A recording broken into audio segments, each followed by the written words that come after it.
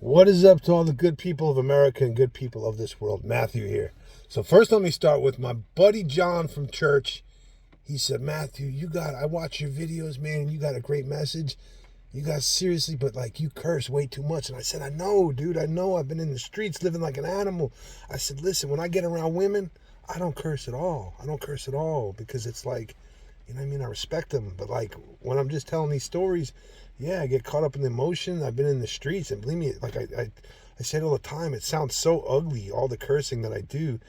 I'm a work in progress, you know what I mean? I'm fresh, you know what I mean? I was just in a trap house, you know what I mean? Just a week ago. I mean, literally a week ago, just chilling in a trap house with a bunch of black gangsters and black women and just chilling and kicking it, you know what I mean? Like, hey, what's up? You know what I mean? Actually, was it 2 days before Thanksgiving? That's when it was, 2 days before Thanksgiving. And the reason why was because I was spreading the word of we're going to be feeding on Thanksgiving, you know what I mean? So, you know, old habits die hard. I'm comfortable, you know what I mean, in the hood, in the ghettos, you know what I mean? I've always gotten love from the ghettos, you know what I mean? Anyway, and I don't regret that, dude. I love chilling in the ghettos. You know what I mean? Like, not dodging bullets. I mean, that's a little old, but you know what I mean? But chilling with the people, with the folks, and just, what's up, homies? What's up? Who wants to slam some dominoes down? Who wants to play some spades? You know what I mean? Even though I'm not a big card player, not a big domino player, but, you know, every once in a while I'll throw some bones and just relax and kick it and chill, eat some edibles and just, what's up, homies? You know, knock some beats on the table and, you know what I mean? Listen to people freestyle and everything that goes in the hood, you know what I mean? So anyway, check this out. I meet this dude at this local restaurant here in Port Jervis, and the dude's telling me he's a millionaire. And I'm sitting there just like, your teeth are rotted out, homeboy. You know what I mean? Like I'm looking at him like, and I'm like, you're so pathological. You actually think I believe you. And the dude was a good dude, but it's like he was amusing and entertaining. But I was like in my head, like, this guy is so full of shit. So full of shit. And he says, listen, he had like $100 and something tab. He says, listen, now the girls that work there and the owners, I know the owners of this place. I met them. They know I just met that guy tonight. And they know that. I already paid my bill. He skipped out. He's like, I got to run my car 5 minutes. This dude skipped out on his bill, almost $200 bill, $150 or something like that. And plus tips, so he would own a tip. Just sat there drinking beers. And I'm sitting there halfway through it. I said it to myself. I was watching the way he was drinking, and I said, he's gonna skip out on the check, dude. I could see it from a mile away. And sure enough, when he said I'll be back in 5 minutes, I was like, you ain't coming back, homie. You ain't coming back. But anyway, so yeah, man, yeah, beautiful. Did I curse? I hope I didn't curse. I have to go back and watch the video. I wasn't even aware if I was cursing or not. I don't think I cursed though. I'm pretty happy and like I'm not caught up. Even though, you know what I mean? Someone, a very, very, very, I don't want to say their names because, you know what I mean? Everybody wants to, you know, very close family member said, I saw your Instagram. Have a nice life. I wish you the best in this life. And I'm like, if you want to walk away from me, sweetie, please, by all means, do that. Do that. I want you to be happy in life. Happy in life. And if walking away from me makes you happy, please, by all means, walk away. Walk away. You know what I mean? Like, walk away. Like, I love you with all my heart, and all I want you to be is happy. You know what I mean? But the one thing I won't do is keep my mouth shut and not talk about my life anymore. I have every right on this planet to tell my story and to talk about my life. And if that bothers you because of the things that you did to me, try being a better human being. You know what I mean? It's that simple. Instead of, you know what I mean? Just try being you know what I mean? Ain't nobody on this planet fit to judge you. You had a very, very hard life. And I say that all the time. Nobody's fit to judge my mother. Nobody's fit to judge her because she survived things that no other human beings, very few human beings, only the toughest human beings on this planet could survive. Hand to God. And I have the utmost respect for my mama. The utmost respect. But some people, they're so caught up in their past, they can't let go. And that's just where she is in life. She's caught up because of the things she did. No matter how many times I tell her, listen, woman, I forgive you. I forgive you. It happens. We're human. We make mistakes. I forgave her years ago. Forgiving yourself, though, that's the hardest thing to do, to forgive yourself. For a lot of us, some of us, some people are just pathological and they just go around hurting people, don't care about anybody. But, for us that are human, decent human beings that actually care and have compassion, and, you know what I mean? Even the best of us make mistakes, you know what I mean? It is what it is. We're human, it's part of the human condition. But, now I say this with the utmost humbleness. Humility to God. Yo, I have mastered life. I say that with the utmost humility to God. I have mastered life. And mastering life, I'm sitting there talking to this guy. I'm like, yo, I worked on White Sands. I remember the first time I saw the Raptor. I remember the first time I saw the stealth fighter. I remember the first time that I saw an F-16. I was standing on the tarmac next to the F-16s at Kirtland Air Force Base in Albuquerque. Oh, it was so beautiful. So beautiful. I've seen a UFO in my lifetime. Me, Dustin S. I can't, Dustin and Desmond. Me, Dustin, and Desmond. Dustin from the north side. His brother was James. Desmond V. And me saw a UFO, and we watched it right just north of the Lukesville border on our way down to Rocky Point. There's a bunch of military installations, and we watched this craft for 3.5 minutes. I'd say about 3 minutes. And at the 3-minute mark, all of a sudden, this craft it's the same craft that the Navy pilots in the F-14 Tomcats, I believe they were in Tomcats, off of San Diego. It's the same craft they saw. It was doing the same exact maneuvers and everything. It fits it to a T. And I can remember I was in my mom's living room and I saw that, when they first filmed that in 2008. It was 2008, and it came across the news that those pilots recorded a UFO. And I said, oh my God, that's what we saw back in the 90s. This ship was defying the laws of physics as far as aircraft, that modern day aircraft as we know it. And it was doing 180-degree turns from a 40-mile mountain range that had a gap of 40 miles between it. It was going from range to range in the blink of an eye. Boom, 180-degree turns. Boom, boom, boom, boom. And then it would hover like it was like searching for something on the ground. And then boom, boom, boom. And then it would hover like it was searching for something. And all of a sudden, the ship raised up to about right below the peak of the mountains. And it hovered for about 5 seconds. And all of a sudden, the thing just blasted off into outer space. And it was such a crystal clear night that night. Hold on, give me 1 second. My light went off. Oh, shut up here. So anyway, it's such a crystal clear night that night that we were able to track that. Sorry, give me 1 second. Right when it stopped. Now, anyway. So we were able to track that craft into the stars. And we could see it passing stars. It is what it is. I mean, it was that fast. It was traveling that fast. And we saw it.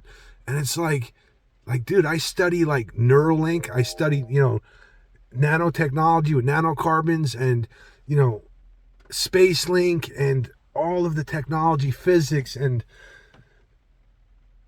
string theory and CERN and the Hadron Collider, and I love all that stuff, and I study all that stuff, and I studied mathematics. I wanted, that's my next goal, is to study physics, the mathematics that it takes to learn physics. Hopefully someday I'll be able to do it. But I've studied all these things, and I've lived this life at 1,000 miles an hour. What people thought I was like just sitting on a corner with a needle in my arm, hell no. I was running all across this country, meeting people, living and experiencing life. And this is what I'm noticing, like, people, man, because they can't do that. They get threatened by it, and people just look at me when I'm talking to people like, this guy's so full of himself. No, dude, not at all. I'm absolutely nothing. No, not at all. I'm not saying it. No, don't hate me. Don't hate me because I lived my life. Better yourselves. Dude, I never hated another human being in my life or had envy or jealousy. Hand to God, I would tell you if I did. There's never been a human being on this planet that I've ever been envious or jealous of, because I always had the mindset of, dude, do you, baby. Oh, yeah, I want to see you shine. And me, I'll just better myself. And you know what I mean? We'll be right. You know what I mean? We'll be healthy competition to live the best lives that we possibly can, dude. You know what I mean? Like, no, I'm not going to hate you because you got something I don't got. I'm going to better myself. And I'm saying this to every human being on this planet. You know what I mean? I don't advise becoming a heroin addict, but I do, and living like I lived. But I lived to the fullest. I lived life. I tested death over and over and over and over and over again. And I don't advise that. That was me. I was very damaged, and I was trying. My father was a ghetto gunfighter. I was trying to prove to myself, looking back, that my father didn't have anything on me. He didn't. In the end, he didn't have anything. When it came to, and he said that. He said, dude, you're cut from a different cloth, man. God built you differently. You know what I mean? And no doubt. I still got the energy like I had when I was 16. Hand to God. I can skateboard like 5 hours straight if I want to. I mean, not right now. I'm recovering. I mean, I did. I went and skateboarded on that Sunday, on the Monday, after burying my best friend. I skateboarded from Central Park down to the Freedom Tower, you know what I mean, at a breakneck speed, just like me and my homeboy used to do from the north side back to the west side. We used to skateboard from up on Shea and Cave Creek, and from Dustin's apartment. You know, what's up to all my north side kids? Yo, I loved y'all, dude. Hanging out at that apartment, at Dustin's apartment, we were like family. Don't get me wrong, I was the dysfunctional one, highly dysfunctional. And I look back, that alcohol had me acting like a retard. But dude, we were like family during that time period. It was so beautiful to see you guys on the Saturdays, Fridays, and Saturdays, and just all. And I remember, me and Dirty Long Hair and all of us, dude, Ellington and Kopelman and Keeley, dude, Adam, all of us, Crowley. There was like 20 something of us all down in San Diego and Tijuana. And I remember that me and Dirty Longhair got chased by Crowley, got punched in the stomach for the $200. They extorted him, and then they yelled at me and Dirty Longhair to get over here. I turned, look around, Dirty Longhair's already running, so I'm breaking out after him. Next thing you know, we're scaling the roofs, 3 stories up, hopping from roof to roof in Tijuana, and we finally lose the policia. And Dirty Longhair's like, dude, I got to take a dump. And there was like, looking back, I knew this was wrong. I said, go do your thing, bro. I'll keep a lookout for policia. We're 3 stories up now on top of these, we're we're in Tijuana, in the heart of the ghetto, on top of rooftops that belong to, to people that could easily kill us for being on their properties. I mean, there was Constantine wire. I got caught up in it. Anyway, let me get to that point.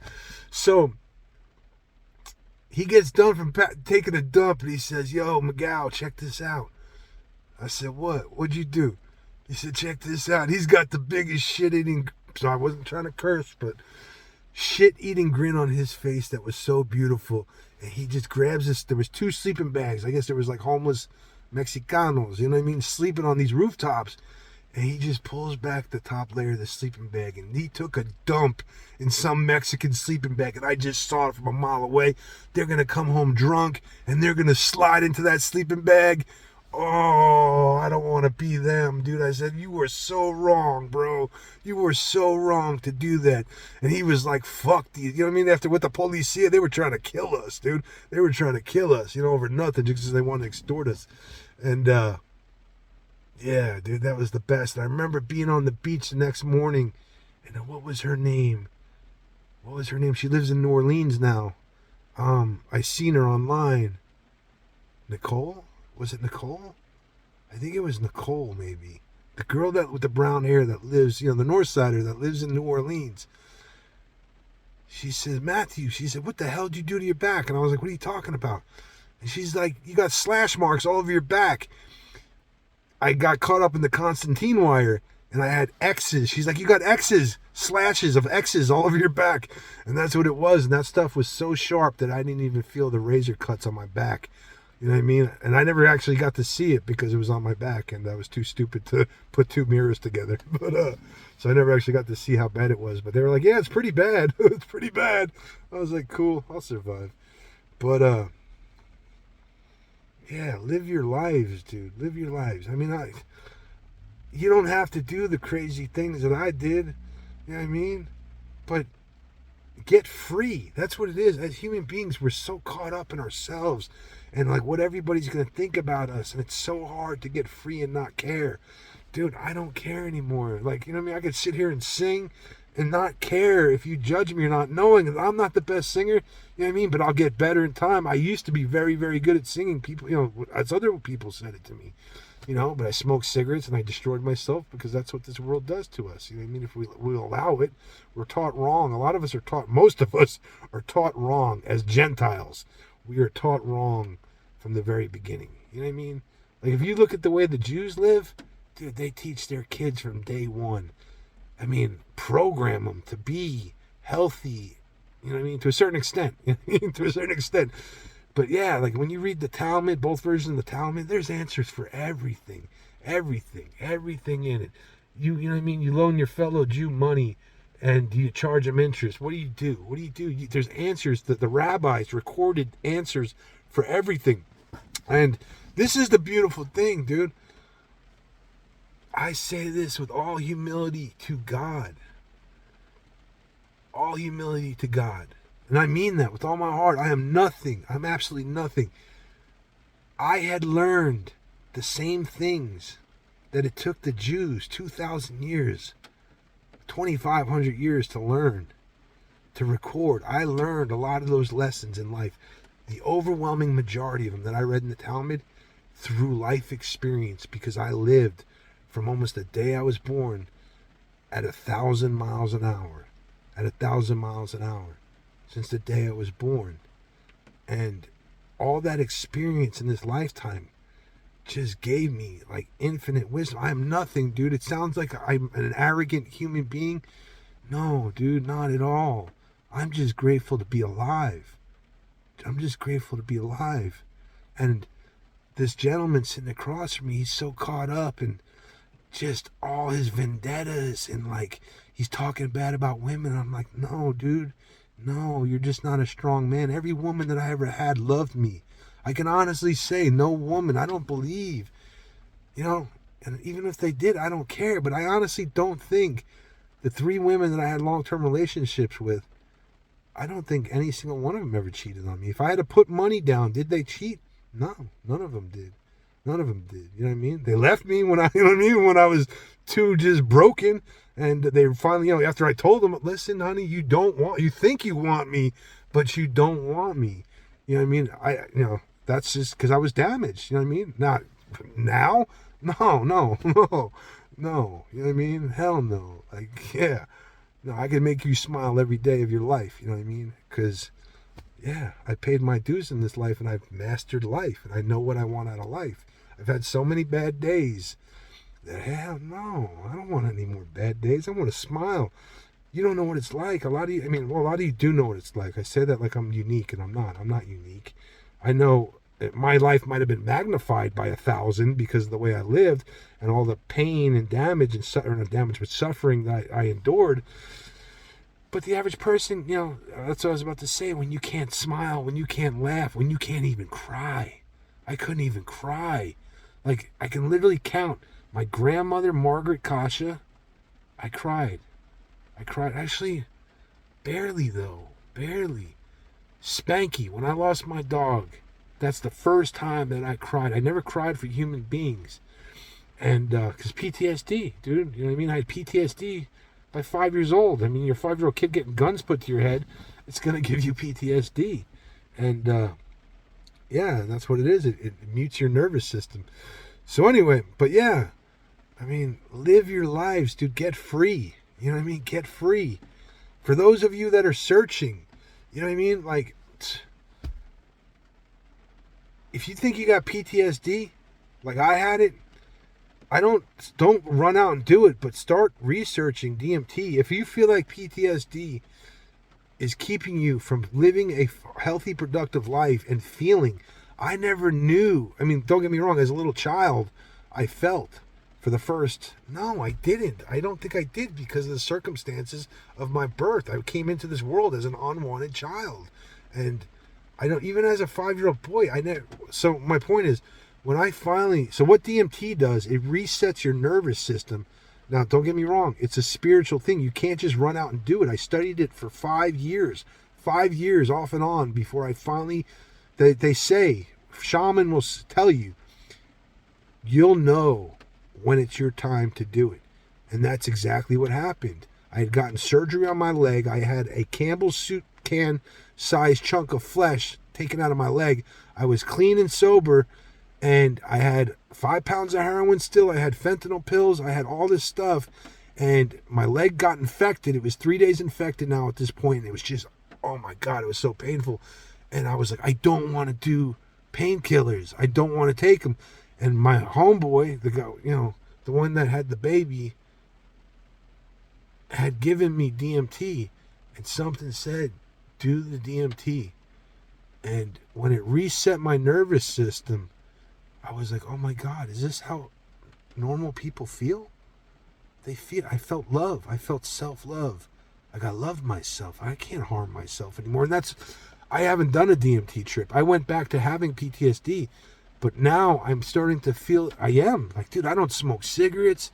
This dude was smoking cigarettes in front of me, and I'm just like, oh my God, that smells so disgusting. I had 1 beer, and I'm like, he's like, do you want another beer? And I'm like, no, dude, no, I eat edibles. That's it. I just like the taste of Guinness. 1 Guinness is cool with me. I don't want to get drunk, you know what I mean? I like being stoned on edibles and laughing and just like, hey, what's up? Conversating with women, beautiful women, dude. I love conversating with beautiful, beautiful women, and I'm finally getting that back. And to all the girls of my childhood, you remember that time period, dude? I loved all of you like family. You know what I mean? Like, dude, we all were like family. And I'm sorry that I wasn't mature enough then to be the friend and to be the man, you know what I mean? Because I was blessed. I mean, like, yeah, I mean, just the experiences, I mean, it wasn't healthy, all of it, but it could have been, dude. Imagine having what we had as kids.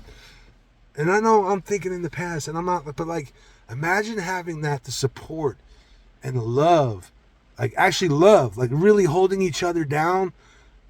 Imagine having that, everything we experience without the pain and only the happiness.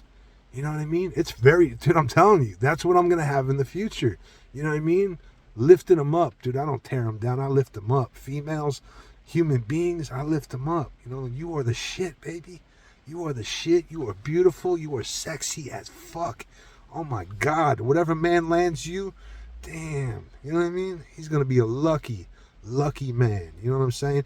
Same thing to my homeboys. Yo, that's why I love you, baby. That's why I love you. That's why I love you. Because you are the shit. You know what I mean? I know you got your flaws just like I got my flaws. But when you try, you know what I mean? Because I don't invite people. If you ain't solid, you ain't getting close to me. If y'all let you close to me, yo, you're solid through and through. You know what I mean? And as solid as I think a human being could be. You know what I'm saying? But anyway.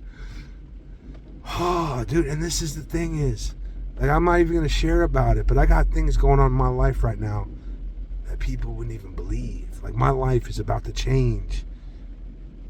You know, I don't mean tomorrow, but in the next 2 years, my life is going to change like human beings. Yeah, I know exactly where I'm going. Dude, I could make $1 billion and I'll still wear white t-shirts, jeans, and Chuck Taylors, Harley Davidson jackets, pushing a skateboard. I want a little gold chain with a cross and a Star of David, and that's it. That's it. You know what I mean? Like, I'm going to have some nice things, but what? No, I said it when I was a little boy. If I had billions of dollars, billions and billions of dollars, I would use it to make this world the absolute best place I possibly can. You know what I mean? And like, teach other human beings how to master life. And the first part you got to do is get out of your own damn way and be teachable. And that's one thing I can say. No, I was never the person you couldn't teach me nothing. No, I soaked in everything people said. You know what I mean? You could get the best gems in the world from homeless people, dude, from anybody. You know what I mean? You know, you just take the good and you leave the bad, and like, yeah, but you know what I mean? You got to be teachable, and that's the thing is, people will judge me harshly, but what? I was a heroin addict and a fentanyl addict, you know what I mean, for battled it for 4 years, heroin, 21 years, for the better part of 21 years. And I got clean holding fentanyl and heroin, the most powerful substances on the face of the planet as far as addictiveness goes. You know what I mean? And cigarettes, the 3 most powerful substances on the face of the planet, dude. Think about that. You know what I mean? I've been dead. I was dead for 30 to 50 minutes. I've been dead. Now that I'm like recounting stories, I died on the Jackson Street train stop at Trinity Avenue in the Bronx. I died in Washington Heights. You know, they told me that, listen, you were gone. And I don't mean like I was dead for, 50 minutes or 30 to 50 minutes like the one time, but you know what I mean? Your heart stops. If I had to count how many times I stopped my heart, I would probably say, honestly, 7 to 10. 7 to 10 times where I OD'd and actually stopped my heart. And it's like, when people say I don't believe in God, I feel so sorry for you. I feel so sorry for you. Because I'm a testament to the fact that God is real. I'm alive. I mean, and if you can't feel that, dude, try being dead 10 times. Try being dead 10 times. And people say, nah, you weren't really dead. What? No. Yeah, I was really. When you stop your heart, you're dead. You're dead when your heart stops. Not that you can't be brought back to life, but when your heart stops, you're dead. And I stopped my heart 7 to 10 times. 7 to 10 times. You know what I mean? Anywhere from a minute to 5 minutes to 30 to 50 minutes. You know what I mean? Yeah, I was dead over and over and over and over and over again because I didn't care if I lived or died. You know what I mean? I just, no fear of anything, which is very dangerous. It's, you know what I mean? It's beautiful in one way, but in other ways, it's just like it can destroy you. The energy that God put inside me as the day I was born, like that energy, it can be the most beautiful gift or it can be hell on earth. And in the past, my entire life, 47 years of hell on earth. And now, hell no, it's the most beautiful gift that we could receive as human beings, dude. Getting to the other side of everything I survived. Like, what? Oh, 13 years, dude. 13 years I haven't been with a woman. Women threw themselves at me. I said, no, I gotta fix myself. And oh my God, I just sit. And I don't mean this in a perverted way, but like I'm gonna get myself back to thin and muscular. And hell yeah. I can't wait, dude. I can't wait. I don't know who she is, you know what I mean? But like, hell yeah. I'm so looking forward to finally meeting you. You know what I mean? To finally meeting my wife, bro. Maybe 2 wives. You know what I mean? I don't put expectations on life. But maybe 2 wives, and I'll marry them both. And they will be the happiest women on the face of this planet. That I guarantee you. No doubt.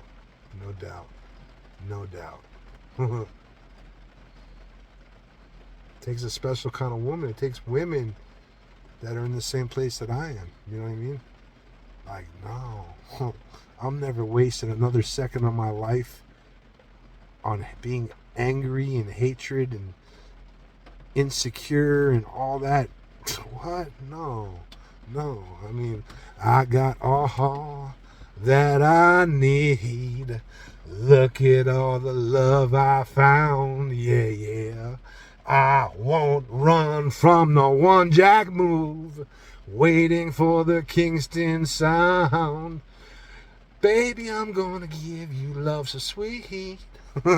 Anyway, man, I got my little, what is it? I got my little yellow cat and my wooden baseball bat and my shiny silver gat, and all my homies got my back. I got all that I need. Look at all the love we found. Yeah. Like, what? I couldn't sing in front of y'all. You know what I mean? I know I'm not the best singer, but I'll get better. I mean, I'm coming out smoking cigarettes still. I got to get my voice back. But like, yeah, dude, I don't care. There's something so beautiful about living with no fucks given. No fucks given whatsoever, but not being a dick about it. That's the thing. Is there's a lot of people out there that are just angry and hateful, and they think like, I don't give a fuck. No, you can't be a dick about it, bro. You gotta be happy, joyous, and free, man. Happy, joyous, and free. And show love. Everybody thinks hatred is so powerful. Dude, love is so much more powerful than hatred, because when you love something and they hurt something you love, the things that you can do to protect those around you that you love. Yeah, because you know your heart is in it for 110% the right reasons, and you know you've given them every chance possible and every warning possible. Please don't hurt what I love. You know what I mean? Be on your way. Just don't hurt what I love. And you know what I mean? Yeah. You know they did something very, very wrong. But anyway, I got all that I need. Yo, I love y'all. Peace.